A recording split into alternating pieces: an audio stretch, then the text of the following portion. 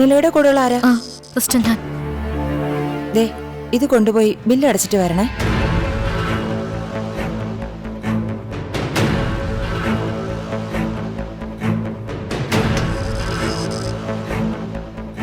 കാവേരി, നിവിനെന്താ എവിടെ? ഞാൻ നിലയുടെ കാര്യം അറിഞ്ഞിട്ട് വന്നതാ കാവേരി. ആ ബില്ലിംഗ് താ കാവേരി, ഞാൻ അടച്ചോളാം. വേണ്ട നിവിൻ, എൻ്റെ കയ്യിൽ കാശുണ്ട്. അല്ല, ഞാനൊന്ന് നോക്കട്ടെ കാവേരി.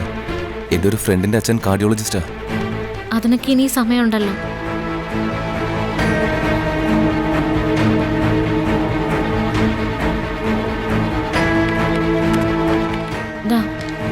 ഞാൻ കൊടുക്കാം കാവേരി. വേണ്ട നിവിൻ. 10,500. കാർഡ് എടുക്കില്ലേ? കാർഡൊന്നും വേണ്ടെന്ന് പറഞ്ഞില്ലേ ചേട്ടാ? QR കോഡ് ഉണ്ടോ? കാവേരി, ഞാൻ കൊടുക്കാം.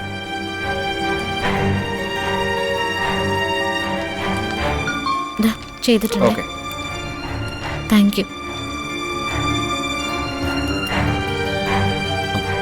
കാവേരി, കാവേരി, എന്തോ ഒരു പിണക്കം പോലെ. ഞാനാരാ നിവിനോട് പിണങ്ങാൻ? അല്ല, കുറച്ചു മുമ്പ് നമ്മൾ കണ്ടതല്ലേ, അപ്പൊ കുഴപ്പമൊന്നുമില്ലായിരുന്നല്ലോ. ആർക്ക് കുഴപ്പമില്ലാന്ന്? ഞാൻ അപ്പോഴും ഇപ്പോഴും എല്ലാം ഒരുപോലെ തന്നെയാണ് നിവിൻ. എനിക്കൊന്നും മറക്കാനില്ല. അല്ല, ഞാൻ എന്ത് മറച്ചെന്നാ? എന്റെ മൂഡും മൂഡൌട്ടൊക്കെ നോക്കി നിവിൻ എന്തിനാ സമയം കളയുന്നേ? കല്യാണമൊക്കെ അല്ലേ, ഇങ്ങനെ ഹോസ്പിറ്റലിൽ ചുറ്റിത്തരുന്ന സമയം കളയാതെ വീട്ടിലേക്ക് ചെല്ല്. ആ കല്യാണത്തിൽ നിന്ന് ഒഴിവായി കഴിഞ്ഞ് കാവേരിയുടെ വിവരങ്ങളെല്ലാം പറയാന്ന് കരുതിയത് മണ്ടത്തരായി പോയോ? നിവിനെ കണ്ടിട്ട് മടങ്ങുന്ന വഴി ഞാൻ ധന്യച്ചേച്ചിയെ കണ്ടു. ചേച്ചിയാ നിവിന്റെയും രാഗിനിയുടെയും കല്യാണത്തിന്റെ കാര്യം പറഞ്ഞത്. നാടടക്കം ക്ഷണം ഉണ്ടായിട്ടും എന്നോട് മാത്രം എന്താ നിവിൻ ഇക്കാര്യം പറയാതിരുന്നത്? അപ്പൊ നമ്മുടെ റിലേഷൻ എന്താ വിലയുള്ളത്? സിസ്റ്റർ, ബില്ലൊക്കെ ക്ലിയർ ചെയ്തിട്ടുണ്ട്. സ്കാൻ കഴിഞ്ഞ് വിളിക്കാം. ഇവിടെ വെയിറ്റ് ചെയ്തോളൂ.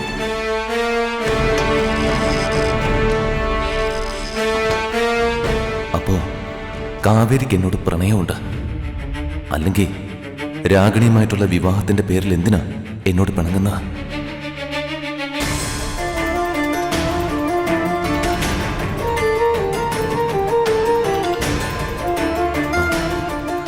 കാവേരി, എല്ലാം ഒന്ന് കലങ്ങി തെളിഞ്ഞിട്ട് കാവേരിയോട് പറയാമെന്ന് ഞാൻ കരുതിയത്. എനിക്കതിൽ വിഷമമൊന്നും ഇല്ല നിവിൻ. നമ്മൾ ഒരാളെ കാണുന്ന വിലയിലും പ്രാധാന്യത്തിലും അയാൾ തിരിച്ചിങ്ങോട്ട് കാണണമെന്നില്ലല്ലോ. കാവേരി, കാവേരി, ഞാൻ എല്ലാം പറയാം. വേണ്ട നിവിൻ, നിളയുടെ കാര്യം ഓർത്ത് ചങ്ക് പൊട്ടി നിൽക്കുവാ ഞാൻ. നിവിന്റെ എക്സ്പ്ലനേഷനുള്ള സമയമോ സാഹചര്യം ഇതല്ല. കാവേരി, നിവിൻ പ്ലീസ്. ശരി കാവേരി, ഞാനിവിടെ വെയിറ്റ് ചെയ്യാം. വേണ്ട നിവിൻ, പൊയ്ക്കോളൂ. ഇല്ല, ഞാൻ ഇവിടെ തന്നെ ഉണ്ടാവും.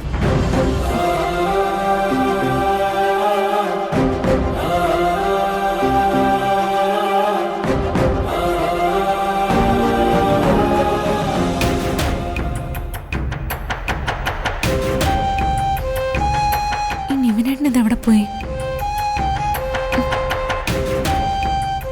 അവിടെയാന്ന് തോന്നുന്നു വിനീതേട്ടാ. വിനീതേട്ടാ, ദേ യമന.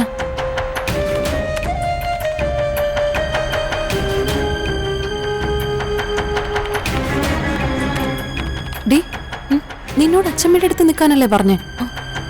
നിളമോൾക്ക് അസുഖമെന്ന് പറഞ്ഞപ്പോ എനിക്ക് സഹിച്ചില്ല ഗംഗേച്ചി. ഞാനിങ്ങോട്ട് ഓടിപ്പോന്നു. യമന എങ്ങനെയാ വന്നേ? ഇങ്ങോട്ട് വരുന്ന വഴി റോഡിൽ വെച്ച് നിവിനേട്ടനെ കണ്ടു. നിവിനേട്ടനെ കൂടെ ഞാൻ വന്നേ. ജീപ്പിലോ? ബുള്ളറ്റില്. എന്നിട്ട് അവനെവിടെ? ഇവിടെ എവിടെയോ ഉണ്ടായിരുന്നു. നിന്നോട് വീട്ടിലിരിക്കാൻ പറഞ്ഞ കേക്കില്ല അല്ലേ? ഗംഗേച്ചി, ഞാനിപ്പോ വീട്ടിലിരുന്നിട്ട് എന്ത് ചെയ്യാനാ? പോട്ടെ, നമുക്ക് ബ്ലഡ് ടെസ്റ്റ് റിസൾട്ട് കൊണ്ട് കൊടുക്കാം. അല്ല, നിളമോൾ അവിടെ ഇല്ല. സ്കാനിങ്ങിന് കൊണ്ടുപോയെന്ന് അമ്മ പറഞ്ഞു. എവിടെയാ സ്കാനിങ്? ദേ അങ്ങോട്ടാ വിനീതേട്ടാ.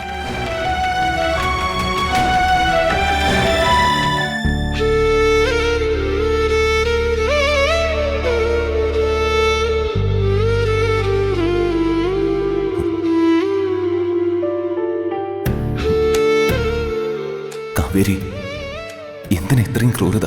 ഒന്ന് ഇങ്ങോട്ട് നോക്ക്.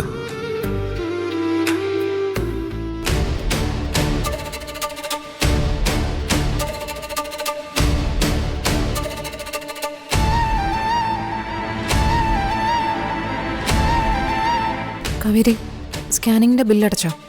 അടച്ചു. അതിനുള്ളത് നിന്റെ കയ്യിലുണ്ടായിരുന്നോ? അതിനുള്ളതും കൂടി ഉണ്ടായിരുന്നു. എത്ര ടെസ്റ്റായി? ഇനിയും കുറെ ഉണ്ടോ? അല്ല, പണത്തിന് എന്തെങ്കിലും ആവശ്യമുണ്ടെങ്കിൽ പണത്തിന് എന്തെങ്കിലും ആവശ്യമുണ്ടെങ്കിൽ നീ തരുമായിരിക്കും അല്ലേ? ഞങ്ങൾ ആരെങ്കിലും ചോദിച്ചോ നിന്നോട്? വിനീതേട്ടാ, കാവേരി, കാര്യമുണ്ട്. നിന്റെ പേരിലുള്ള പ്രശ്നം മാത്രമല്ല. രാഗിണി ബൈക്കിൽ ഇവനെ കെട്ടിപ്പിടിച്ചോണ്ട് പോകുന്നതേ ഞാൻ കണ്ടതാ.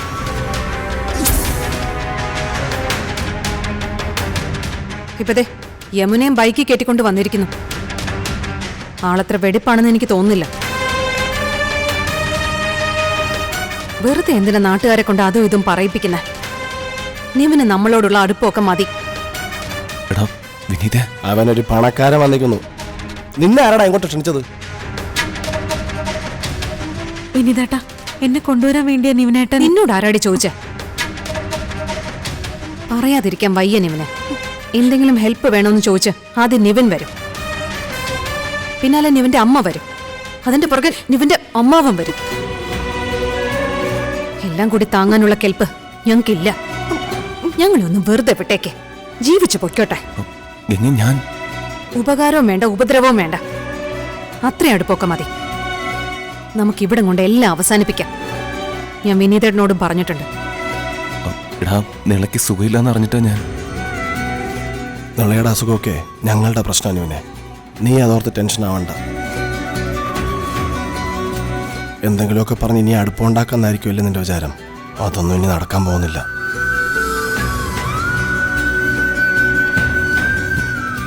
സോറി, ഞാൻ നിങ്ങൾക്കാർക്ക് ശല്യം ഉണ്ടാക്കാൻ ഉദ്ദേശിച്ചിട്ടില്ല.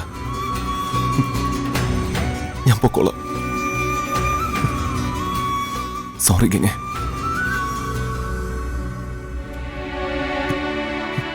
സോറി കാവേരി.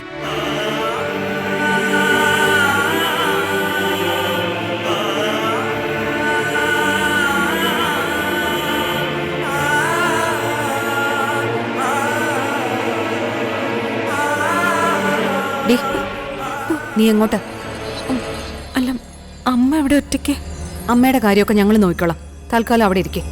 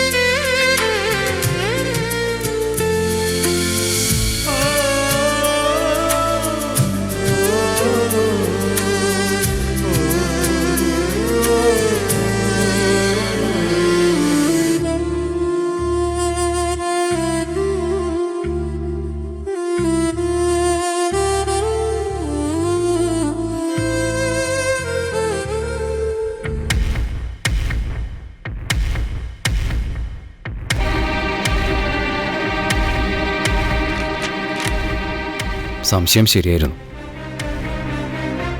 നിളമോൾക്ക് ജന്മനാ ഹൃദയരോഗമുണ്ട്. ഇന്ന് രാവിലെയും കൂടി ഓടിച്ചാടി നടന്ന കുട്ടിയാ ഡോക്ടർ. ചില കേസുകൾ അങ്ങനെയാ, സിംറ്റംസ് കാണിച്ചെന്ന് വരില്ല.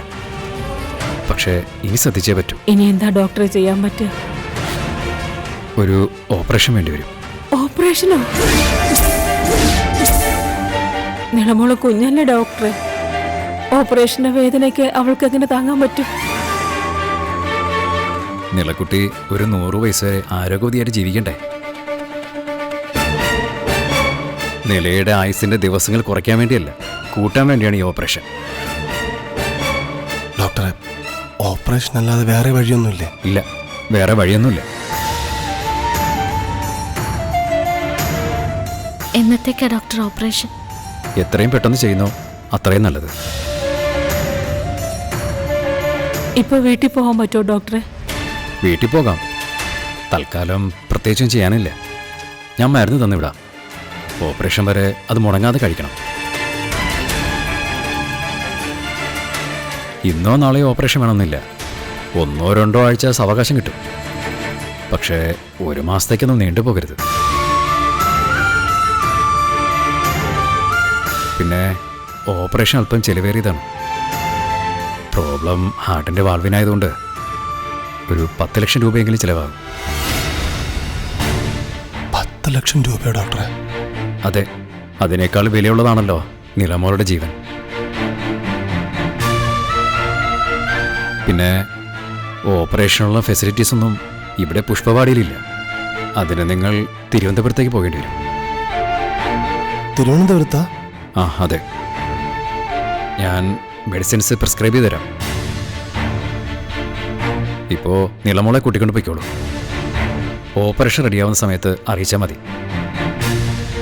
സിറ്റിയിലെ ഹോസ്പിറ്റലിൽ ഓപ്പറേഷന് വേണ്ടിയുള്ള ലെറ്ററും ഡോക്യുമെൻസും ഞാൻ ഹാൻഡ് ഓവർ ചെയ്യാം.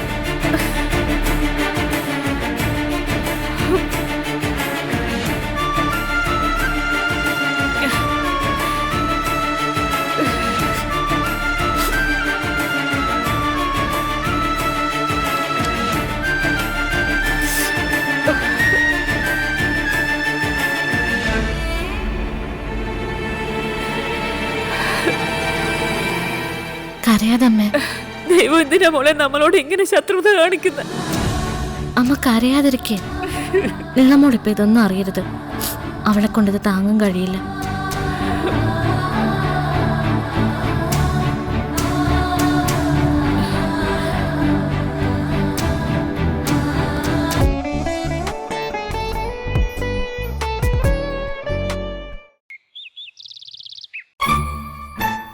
ഈ കാർഡ് കൊള്ളാം. ഇത് കൊള്ളാലോ. ഏത് ഇതോ? ആ, എന്റെ പൊന്നു രാജി, നീ ഇപ്പോഴും 2000 തന്നെ നിൽക്കുവാണോ? അവിടെ നിന്ന് ബസ് പിടിച്ച് ഇങ്ങോട്ട് വാ. ഈ ക്ഷേത്രവും നിലവിളക്കും ഒക്കെ വെഡിങ് കാർഡിന്റെ പുറത്തായിട്ടേ കുറെ കാലമായി. ജെൻസി പിള്ളേർ ഇത് കണ്ടാലേ നമ്മൾ പഴഞ്ചനാണെന്ന് പറയും. എന്നാ പിന്നെ സത്യയുടെ തന്നെ നോക്കിയെടുക്ക്. ആ,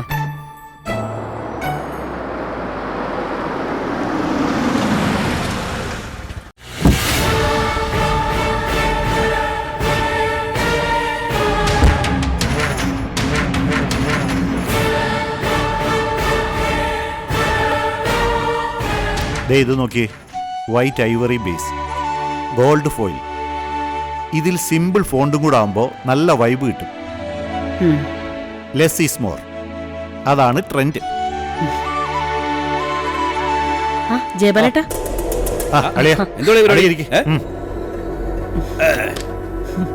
എന്താ അളിയാ വിശേഷിച്ച്? വിശേഷമൊന്നുമില്ല, എനിക്ക് ഈ വഴി ഒന്നുകൂടെ. എന്തോളിയാ? ജയബാലേട്ടനെ എപ്പോ വേണമെങ്കിലും വരാലോ ഇങ്ങോട്ട്. രാജി, നീ ഒരു കോഫി ഇടും. അയ്യോ വേണ്ട, എനിക്കത് വേണ്ട രാജി. ഇപ്പൊ പുറത്ത് കുടിച്ചോളിയാ. ഒരെണ്ണം കൂടി കുടിച്ചെന്ന് കരുതി കുഴപ്പമൊന്നും വരില്ലളിയാ. കുഴപ്പം വരത്തില്ലെന്നോ? അളിയ ഷുഗറേ ബോർഡറിലായില്ല. കല്യാണത്തോടി നടക്കണ്ടേ? അല്ല, അളിയനെ കിടത്താളവരുടെയാണോ? അതിനെന്താ, വിത്തോട്ട് കുടിച്ചാ പോരെ? കട്ടഞ്ഞാലും എന്തായാലും വേണ്ടളിയാ. ഇരിക്കെ, എന്തായാലും വേണ്ട. അതെ, ഞാനൊരു കാര്യമുണ്ടേ. അളിയൻ കനമായിട്ട് എന്തോ കൊണ്ടുവന്നിട്ടുണ്ടല്ലോ.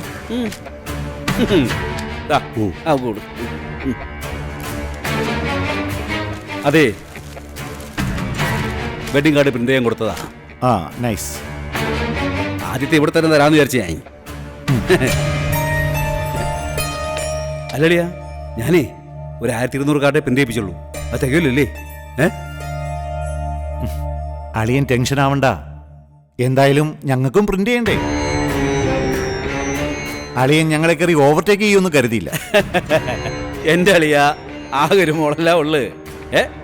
അവള് കല്യാണം നടത്തുന്നതിനുള്ള എക്സൈറ്റ്മെന്റിലാ ഞാന്. ഇതിന് നല്ല ചെലവായി കാണൂല്ലോ ജയബാലേട്ടാ. അല്ല, എന്തോന്നാ രാജി ഇത്? ചെലവോ? ഇപ്പോഴത്തെ ട്രെൻഡിങ് ആയ എക്സ്പെൻസീവ് ആയ കാർഡ് കാണിച്ചു തരാനേ ഞാൻ ആ കടക്കാരനോട് പറഞ്ഞു. ആ അയാൾ എടുത്തിട്ട് തന്നില്ലേ എനിക്കിഷ്ടമുള്ള ഞാനും എടുത്തു. അത് വിലയൊന്നും നോക്കില്ല. പിന്നെ ഈ കാർഡ് സെലക്ട് ചെയ്തതേ ആരാന്നാ വിചാരിച്ചേക്കുന്നേ? ആരാ? നമ്മുടെ രാഗിണി മോള്. ആണോ? ആ കൊള്ളാം, നന്നായിട്ടുണ്ട്. ഇതിനൊക്കെ എന്റെ മരുമകൻ ഉണ്ടായിരുന്നെങ്കിലേ എല്ലാം സന്തോഷമായിട്ടങ്ങ് പോയേനെ. അവനൊന്നും കിട്ടത്തില്ലല്ലേ. രാജി, നീ പോയി അവനെ ഇങ്ങനെ വിളിച്ചോണ്ട് വന്നേ.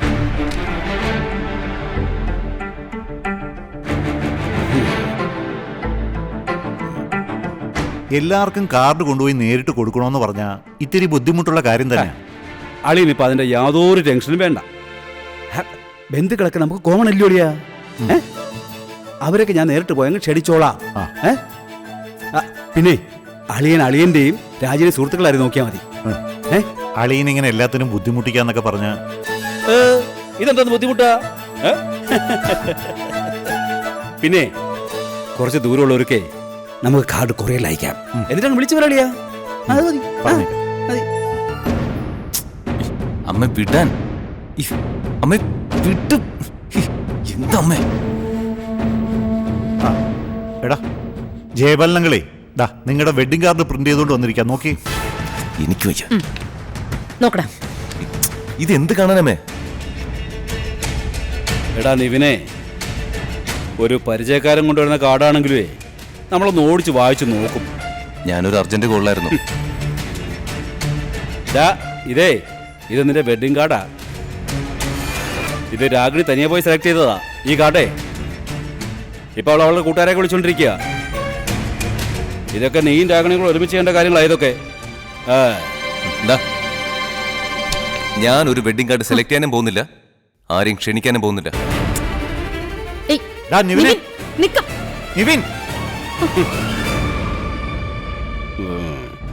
അവനെന്തോ അർജന്റ് കോളിലായിരുന്നു. അതാ. രാജിയെ, നീ ആരെ വെള്ളപൂശാൻ നോക്കുന്നേ? ഇത് ആദ്യമായിട്ടൊന്നും അല്ല അവൻ എന്നെ എന്റെ മോളെ അപമാനിക്കുന്നതേ. കല്യാണമായിട്ട് ബന്ധപ്പെട്ട ഏതെങ്കിലും ഒരു ചടങ്ങിന് അവന് കിട്ടിയിട്ടുണ്ടോ? അതേ, എൻ്റെ മോക്കെ വേറെ പയ്യനെ കിട്ടാനായിട്ടൊന്നുമല്ല. അവൾ അവനെ മാത്രം മതി എന്ന് പറഞ്ഞ് ഒറ്റക്കാലം നിൽക്കുന്നുണ്ടാ.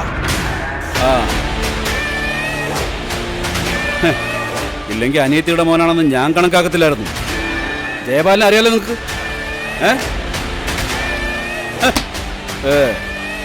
പിന്നെ നിങ്ങളുടെ മോനോട് പറഞ്ഞാരേ എപ്പോഴും ഒരുപോലെ ഇരിക്കത്തില്ലെന്ന്. ഒരു നിമിഷം കയ്യിൽ നിന്ന് പോയാൽ പിന്നെ പിടിച്ചാൽ കിട്ടത്തില്ല. പിന്നൊന്നും പറഞ്ഞിട്ട് കാര്യമൊന്നുമില്ല. ജയപാല, ഒന്ന് പോളിയാ.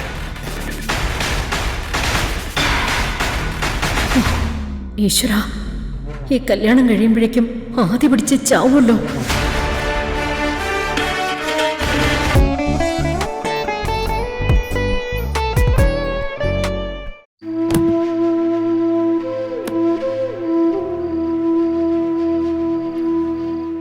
എല്ലാ ദിവസവും കിടക്കുന്നതിന് മുമ്പ് ഞാനിതെടുത്ത് കുറച്ചു നേരം നോക്കാറുണ്ട്. അരവിന്ദേട്ടൻ ഗൾഫിലെ സാധനങ്ങൾ സൂക്ഷിച്ചിരുന്ന പെട്ടിയല്ലേ, അവിടെയൊക്കെ ഡോർമെറ്റ് പോലെയാ ആൾക്കാർ കിടന്നുറങ്ങിയെന്ന് കേട്ടിട്ടുണ്ട്. അപ്പോൾ അവരുടെ അലമാരയും നിലവറയും ബാഗും എല്ലാം ഈ ഒരൊറ്റ പെട്ടിയാ. വിലപ്പെട്ടതെല്ലാം അതിനുള്ളിൽ ഇരിക്കുന്നതുകൊണ്ട് അവരതെന്നും തുറന്നു നോക്കി അടച്ച് ഭദ്രമായി സൂക്ഷിക്കുകയും ചെയ്യും. അരവിന്ദേട്ടന്റെ കൈവിരലുകൾ എത്ര വട്ടം വീണതായിരിക്കും ഇതിനു മേൽ.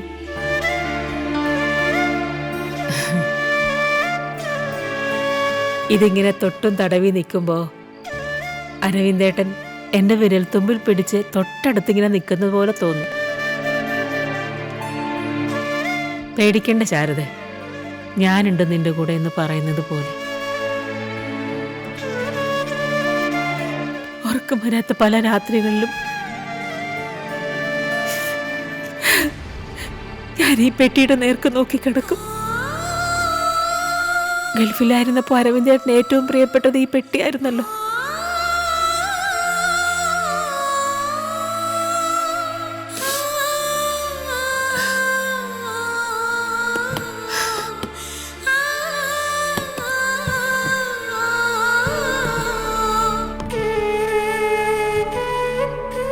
അരവിന്ദേട്ടൻ പെട്ടിയിലടിച്ച് സൂക്ഷിച്ചത് വെറുതെ കുറച്ച് സാധനങ്ങളായിരുന്നില്ല, നമ്മളെക്കുറിച്ചുള്ള ഓർമ്മകളായിരുന്നു.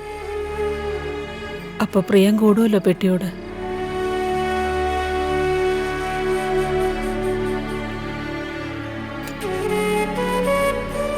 ചില രാത്രികളിൽ ഈ പെട്ടിയെ നോക്കി കിടക്കുമ്പോൾ എനിക്ക് ഈ പെട്ടിയോടെ അസൂയയും ദേഷ്യമൊക്കെ തോന്നും. എന്നേക്കാൾ കൂടുതൽ കാലം അരവിന്ദേട്ടൻ കണ്ടത് ഈ പെട്ടിയെയാണല്ലോ എന്ന് ഓർക്കുമ്പോൾ. മക്കൾക്ക് വേണ്ടി സമ്പാദിക്കാനുള്ള തിടുക്കത്തിൽ ഒരു ജീവിതം മുഴുവനും മരുഭൂമിയിൽ ഹോമിച്ചു. ശരിക്കൊന്ന് സന്തോഷിച്ചിട്ട് പോലുമില്ല ആ മനുഷ്യൻ. പാവം. എന്നിട്ട് എന്ത് നേടി?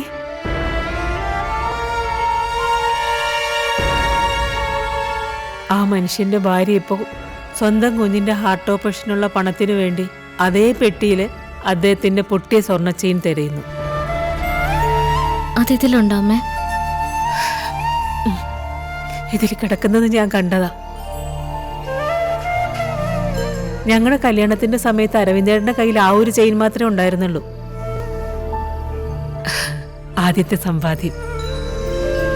ഒരു പ്രതിസന്ധിയിലും അത് വിൽക്കാൻ പാടില്ല എന്ന് ഞങ്ങൾ തീരുമാനിച്ചിരുന്നു.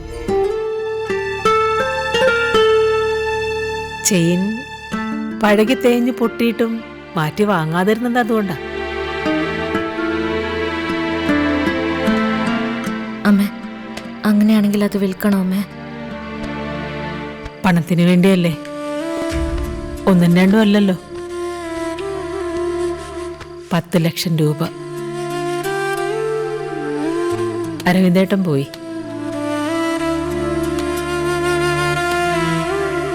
ഞാൻ ജീവനോടെ ഉള്ളതുകൊണ്ടാ ഈ ഓർമ്മകളുടെ കാര്യമൊക്കെ നീ അറിയുന്നത് തന്നെ. ഞാൻ കൂടി പോയാ ഈ ഓർമ്മകൾ കൂടി മരിക്കും.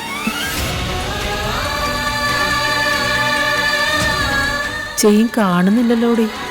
എങ്ങത്താ അമ്മേ, ഞാൻ നോക്കാം.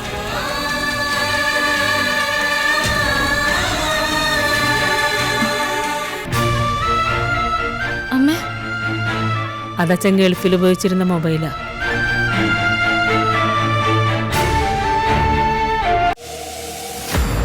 നമ്മുടെ അച്ഛന്റെ സമ്പാദ്യങ്ങൾ മുഴുവനും മറ്റുള്ളവർ അനുഭവിച്ചിട്ട് നമ്മുടെ നിളക്കുട്ടിയുടെ ഓപ്പറേഷന് വേണ്ടി നമ്മൾ ആരുടെയെങ്കിലും മുന്നിൽ കൈ നീട്ടണോ?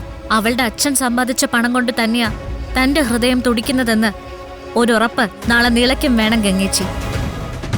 എനിക്കറിയാൻ പോകുന്നത് എന്റെ അച്ഛന്റെ വിയർപ്പിന്റെ വിലയായ ഈ തോട്ടം തട്ടിയെടുത്ത ആ ചെന്നായ. ജയബാലൻ പറയേണ്ടത് പണത്തിന്റെ കണക്ക് മാത്രമല്ല, ചോരയുടെ കണക്ക് കൂടിയ. പറയിക്കും ഞാൻ.